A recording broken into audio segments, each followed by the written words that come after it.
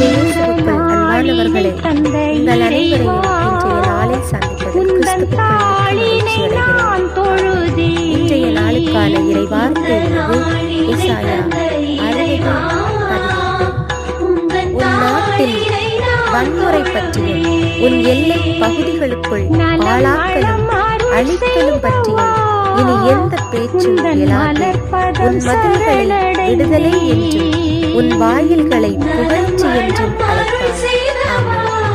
இயேசுவுக்குள் அன்பானவர்களே, இன்றைய கால வாக்குத்தத்தத்தை பிடித்துக் கொள்ளுங்கள், அதை அறிக்கை செய்யுங்கள், விசுவசியுங்கள். ஆண்டவருடைய இறை வார்த்தைகளை விசுவசித்து நம்பிக்கையோடு ஏற்றுக்கொள்கிறவர்களை அதை பெற்றுக்கொள்வார்கள் என்று வேதம் சொல்கிறபடியாக இன்றைக்கான இறை வார்த்தையை நம்பிக்கையோடு ஏற்றுக்கொள்ளுங்கள், அதை பெற்றுக்கொண்டவர்களாக இயேசுவோடு பயணிப்போம்.